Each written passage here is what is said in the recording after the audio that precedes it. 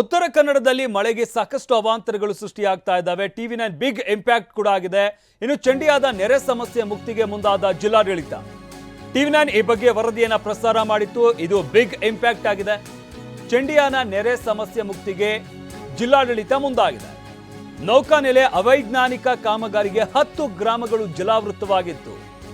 ನೌಕಾನೆಲೆ ಅಧಿಕಾರಿಗಳನ್ನ ಭೇಟಿಯಾದ ಡಿಸಿ ಲಕ್ಷ್ಮೀಪ್ರಿಯ ಚಂಡಿಯಾದಲ್ಲಿ ಸಮಸ್ಯೆ ಬಗ್ಗೆ ಟಿವಿ9 ನಿರಂತರವಾಗಿ ವರದಿಯನ್ನ ಪ್ರಸಾರ ಮಾಡಿತ್ತು. ಅಲ್ಲೇನೆಲ್ಲ ಸಮಸ್ಯೆ ಆಗ್ತಾ ಇದೆ, ಸುಮಾರು 10 ಗ್ರಾಮಗಳು ಜಲಾವೃತವಾಗಿತ್ತು.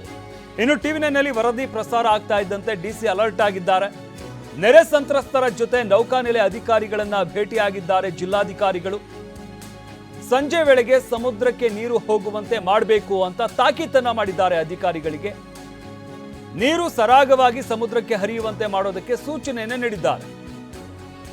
ನೌಕಾನೆಲೆ ಅಧಿಕಾರಿಗಳನ್ನ ಭೇಟಿಯಾಗಿರುವಂತಹ ಜಿಲ್ಲಾಧಿಕಾರಿಗಳು ಟಿವಿ9 ಬಳಿ ಜಿಲ್ಲಾಡಳಿತದ ವಿರುದ್ಧ ಆಕ್ರೋಶ ವ್ಯಕ್ತಪಡಿಸಿದಂತಹ ಜನ ಈ ಹಿನ್ನೆಲೆಯಲ್ಲಿ ಖುದ್ದಾಗಿ ಜಿಲ್ಲಾಧಿಕಾರಿಗಳ ಸ್ಥಳಕ್ಕೆ ಬಂದು ಜನರ ಸಮಸ್ಯೆಯನ್ನ ಆಲಿಸಿ ಅದಾದ ನಂತರ ನೌಕಾನೆಲೆಯ ಅಧಿಕಾರಿಗಳ ಜೊತೆ ಕೂಡ ಮಾತನಾಡಿದ್ದಾರೆ. ಇವತ್ತು ಸಂಜೆ ಒಳಗೆ ಈ ಸಮಸ್ಯೆ ಬಗೆಹರಿಬೇಕು ಅಂತ ಸೂಚನೆಯನ್ನ ಕೊಟ್ಟಿದ್ದಾರೆ.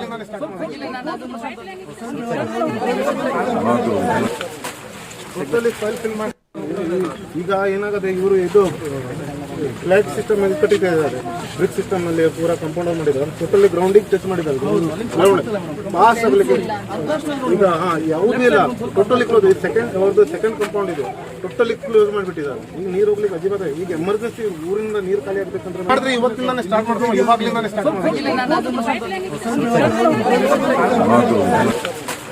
ಟೋಟಲಿ ಫೈಲ್ ಫಿಲ್ ಮಾಡಿ ಅವ್ರು ಟೋಟಲಿ ಬ್ಲಾಕ್ ಮಾಡಿಬಿಟ್ಟಿದ್ದಾರೆ. ಇದು ಒಂದೇ ಸರ್ ನಮಸ್ತೆ. ಕಷ್ಟ ರೀ ನಾವು ಇವ್ರಿಗೆ ಹೇಳ ಅಂತ ಅದು ಕಮ್ ಸೆ ಕಮ್ ಮೇಡಮ್ ಒಂದು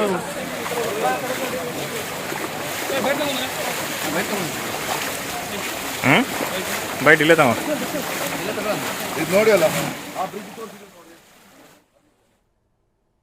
ಸದ್ಯಕ್ಕೆ ಇಮಿಡಿಯೇಟ್ ರಿಲೀಫಿಂದ we are taking them to relief centres. ಒಂದು ಅಸೆಸ್ಮೆಂಟ್ ಮಾಡ್ತೀವಿ ದಟ್ ಏನಾದರೂ ಮನೆ ಹಾನಿಯಾಗಿ ಲ್ಯಾಂಡ್ಸ್ಲೈಡಿಂದ ಹಾನಿಯಾಗೋ ಪರಿಸ್ಥಿತಿ ಇದ್ದರೆ we will take permanent solution ಒಂದು ನೋಡೋಣ. ಬಟ್ ಸದ್ಯಕ್ಕೆ ರಿಲೀಫ್ ಸೆಂಟರ್ಸ್ಗೆ ಶಿಫ್ಟ್ ಮಾಡಿ we are trying to protect them. Madam, ಕಳೆದ 2 ವರ್ಷ ಹಿಂದೆ ಫ್ಲಡ್ ಆದಾಗ ಜಿಲ್ಲಾಡಳಿತ ಭಾಳಷ್ಟು ಶೀಘ್ರದಲ್ಲಿ ಜನರಿಗೆ ಸ್ಪಂದನೆ ಮಾಡಿತ್ತು. ಬಟ್ ಅಟ್ ಪ್ರೆಸೆಂಟ್ ಈಗ ನಾವು ಜೂನ್ನಿಂದನೇ ತಗೊಂಡಾಗೂ ಕೂಡ ಜಿಲ್ಲಾಡಳಿತದಿಂದ ಅಂದರೆ ತಕ್ಷಣ ರೆಸ್ಪಾನ್ಸ್ ಭಾಳ ಕಮ್ಮಿ ಇದೆ.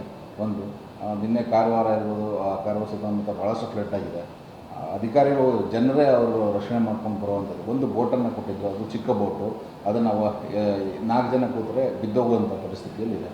ಬಟ್ ಈ ರೀತಿ ಇರಬೇಕಿದ್ರೆ ಬಟ್ ಕಾಳಜಿ ಕೇಂದ್ರ ಅನ್ನೋದು ಇರೋದಿಲ್ಲ. ಯಾಕೆಂದರೆ ಕಾಳಜಿ ಕೇಂದ್ರಕ್ಕೆ ಅಟ್ಲೀಸ್ಟ್ ಹೋಗಿ ರಕ್ಷಣೆ ಮಾಡ್ಕೊಳ್ಳೋಣ ಅಂದರೆ ಅಲ್ಲಿ ಇರಲಿಕ್ಕೂ ಕೂಡ ಇಲ್ಲ. ಸುಮಾರು ಒಂದು 20 ಮನೆಗಳು ಅದೇ ರೀತಿ ಪರಿಸ್ಥಿತಿ ಇದೆ. ಬಟ್ ಇವಾಗ ಏನಾದರೂ ಕಾಳಜಿ ಕೇಂದ್ರ ಏನೋ ತೆಗಿತಿದ್ದಾರೆ, ಮತ್ತು ಏನು ರೆಸ್ಪಾನ್ಸ್ ತಗೊಳ್ತೀವಿ? ಇಲ್ಲ, ಕಾಳಜಿ ಕೇಂದ್ರ ಕೂಡ ನಾವು ಐಡೆಂಟಿಫೈ ಮಾಡಿ ಇಟ್ಟಿದ್ದಾರೆ. ಹಿಂದಿನ ಡಿ ಸಿ ಅವರು ಅರೌಂಡ್ 247 ಪ್ಲೇಸಸಲ್ಲಿ ಎಲ್ಲಿ ಈ ಭಾಗದಲ್ಲಿ ಪ್ರವಾಹ ಆಗಿದ್ದರೆ ಎಲ್ಲಿ ಹೋಗಬೇಕಂತ ಐಡೆಂಟಿಫೈ ಮಾಡಿ ಇಟ್ಟಿದ್ದಾರೆ.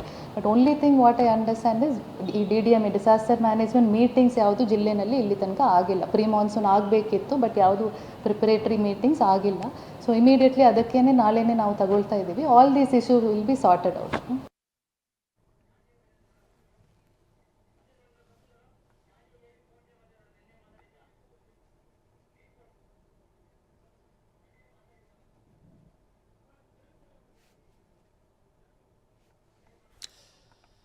ಉತ್ತರ ಕನ್ನಡದಲ್ಲಿ ಮಳೆಗೆ ಸಾಕಷ್ಟು ಅವಾಂತರಗಳು ಸೃಷ್ಟಿಯಾಗಿತ್ತು. ಟಿವಿ9 ಈ ವಿಚಾರಕ್ಕೆ ಸಂಬಂಧಪಟ್ಟಂತೆ ಸಾಕಷ್ಟು ನಿರಂತರವಾಗಿ ವರದಿಯನ್ನ ಮಾಡಲಾಗಿತ್ತು.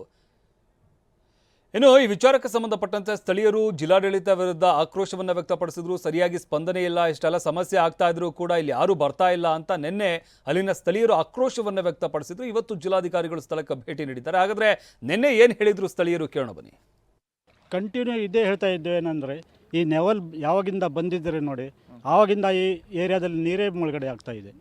ಇದ್ರ ಬಗ್ಗೆ ಜಿಲ್ಲಾಧಿಕಾರಿಯವರು ಕ್ರಮ ತಗೊಳ್ಳಿಲ್ಲ. ಮೊನ್ನೆ ಬಂದ್ರವರು ಸಮಸ್ಯೆ ಬಗ್ಗೆ ಹರಿಸಬೇಕಲ್ಲ. ಇದೇನು ದೊಡ್ಡ ಪ್ರಾಬ್ಲಮ್ ಅಲ್ಲ. ನೆವಲ್ದವರಿಗೆ ಈ ಏರಿಯಾದಲ್ಲಿ ತೋರಿಸಿ ನಮ್ಮ ನೀರನ್ನು ಹೊರಗಡೆ ಬಿಡುಗಡೆ ಮಾಡ್ಬೋದು ಅವರು. ಕಂಟಿನ್ಯೂ ಇದೇ ಹೇಳ್ತಾ ಇದ್ದೇವೆ. ಏನಂದರೆ ಈ ನೆವಲ್ ಯಾವಾಗಿಂದ ಬಂದಿದ್ದರೆ ನೋಡಿ, ಆವಾಗಿಂದ ಈ ಏರಿಯಾದಲ್ಲಿ ನೀರೇ ಮುಳುಗಡೆ ಆಗ್ತಾ ಇದೆ. ಇದ್ರ ಬಗ್ಗೆ ಜಿಲ್ಲಾಧಿಕಾರಿಯವರು ಕ್ರಮ ತಗೊಳ್ಳಿಲ್ಲ. ಮೊನ್ನೆ ಬಂದ್ರವರು ಸಮಸ್ಯೆ ಬಗ್ಗೆ ಹರಿಸ್ಬೇಕಲ್ಲ. ಇದೇನು ದೊಡ್ಡ ಪ್ರಾಬ್ಲಮ್ ಅಲ್ಲ. ನೆವಲ್ದವರಿಗೆ ಈ ಏರಿಯಾದಲ್ಲಿ ತೋರಿಸಿ ನಮ್ಮ ನೀರನ್ನು ಹೊರಗಡೆ ಬಿಡುಗಡೆ ಮಾಡ್ಬೋದು ಅವರು. ಈ ಬಗ್ಗೆ ಮತ್ತಷ್ಟು ಮಾಹಿತಿ ನೀಡ್ತಾರೆ ನಮ್ಮ ಪ್ರತಿನಿಧಿ ಸೂರಜ್ ನಮ್ಮ ಜೊತೆ ನೇರ ಸಂಪರ್ಕದಲ್ಲಿ ಜಾಯ್ನ್ ಆಗ್ತಾ ಇದ್ದಾರೆ. ಸೂರಜ್, TV9 ನಿರಂತರ ವರದಿಯ ಬಳಿಕ ಈಗ ಜಿಲ್ಲಾಡಳಿತ ಎಚ್ಚೆತ್ತುಕೊಂಡಿರುವಂಥದ್ದು. ಹಾಗಾದ್ರೆ ಈ ಸಮಸ್ಯೆಗಳಿಗೆ ಶಾಶ್ವತ ಪರಿಹಾರದ ವಿಚಾರಕ್ಕೆ ಸಂಬಂಧಪಟ್ಟಂತೆ ಜಿಲ್ಲಾಡಳಿತ ಏನು ಹೇಳುತ್ತೆ, ಸದ್ಯಕ್ಕೆ ಯಾವ ರೀತಿಯಾಗೆಲ್ಲ ಕ್ರಮ ತೆಗೆದುಕೊಳ್ತಾ ಇದೆ? ಖಂಡಿತ ಶಮಂತ್, ಏನಂದರೆ ಉತ್ತರ ಕನ್ನಡ ಜಿಲ್ಲೆಯ ಕಾರವಾರ ತಾಲೂಕಿನ ಚಂಡಿಯ ವ್ಯಾಪ್ತಿಯಲ್ಲಿರುವಂಥ ಸುಮಾರು ಒಂದು 4 ರಿಂದ 5 ಗ್ರಾಮಗಳಿಗೆ ಕದಂಬ ನೌಕಾನೆಲೆಯ ಅವೈಜ್ಞಾನಿಕ ಕಾಮಗಾರಿಯಿಂದ ನಿರಂತರವಾಗಿ ಪ್ರವಾಹ ಉಂಟಾಗ್ತಾ ಇತ್ತು. ಆ ಹಿನ್ನೆಲೆಯಲ್ಲಿ ಕಳೆದ 2 ದಿನಗಳ ಹಿಂದೆ ಅಷ್ಟೇ ಜಿಲ್ಲಾಧಿಕಾರಿಗಳು ಆ ಸ್ಥಳಕ್ಕೆ ಭೇಟಿಯನ್ನು ಸಹಿತ ಕೊಟ್ಟಿದ್ದರು. ಆದರೆ ಜಿಲ್ಲಾಧಿಕಾರಿಗಳು ಭೇಟಿ ನೀಡಿದ ಸಂದರ್ಭದಲ್ಲಿ ಗ್ರಾಮಸ್ಥರಿಗೆ ಯಾರಿಗೂ ಸಹಿತ ಭೇಟಿಯಾಗಿರಲಿಲ್ಲ. ಆದರೆ ನಿನ್ನೆ ಒಮ್ಮಿಂದೊಮ್ಮೆಲೆ ಪ್ರವಾಹ ಏನು ಸೃಷ್ಟಿಯಾಗಿತ್ತು. ಪ್ರವಾಹ ಸೃಷ್ಟಿಯಾದ ಹಿನ್ನೆಲೆಯಲ್ಲಿ TV9 ತಂಡ ಗ್ರೌಂಡ್ ರಿಪೋರ್ಟನ್ನು ಮಾಡಿತ್ತು. ಗ್ರೌಂಡ್ ರಿಪೋರ್ಟ್ ಮಾಡಿದ ಸಂದರ್ಭದಲ್ಲಿ ಅಲ್ಲಿರುವಂಥ ಸಂತ್ರಸ್ತರು ಬಹಳಷ್ಟು ಆಕ್ರೋಶಭರಿತವಾಗಿ ಒಂದು ಮಾತನ್ನು ಹೇಳಿದರು. ಈ ನೌಕಾನೆಲೆಯ ಅವೈಜ್ಞಾನಿಕ ಕಾಮಗಾರಿಯಿಂದ ಇದಾಗಿದೆ. ಮುಂದೆ 3 ಬ್ರಿಡ್ಜ್ಗಳು 3 ಬ್ರಿಡ್ಜ್ಗಳಿಂದ ನೀರನ್ನು ಪಾಸ್ ಮಾಡಿಸಿಕೊಡುವುದು ಜಿಲ್ಲಾಧಿಕಾರಿಗಳಿಗೆ ದೊಡ್ಡ ವಿಷಯವಲ್ಲ. ಆದರೆ ಮೊನ್ನೆ ಬಂದುಬಿಟ್ಟು ಕಾಟಾಚಾರಕ್ಕೆ ಬಂದುಬಿಟ್ಟು ಹೋದರು. ಆದರೆ ನಮ್ಮ ಬಳಿ ಅವ್ರು ಏನಾದರೂ ಸೊಲ್ಯೂಷನ್ ಅನ್ನು ಕೇಳಿದರೆ ನಾವು ಅವ್ರಿಗೆ ಹೇಳ್ತಿದ್ವಿ ಅಂತಲೂ ಸಹಿತ ಅಲ್ಲಿನ ಜನರು ಹೇಳಿದರು.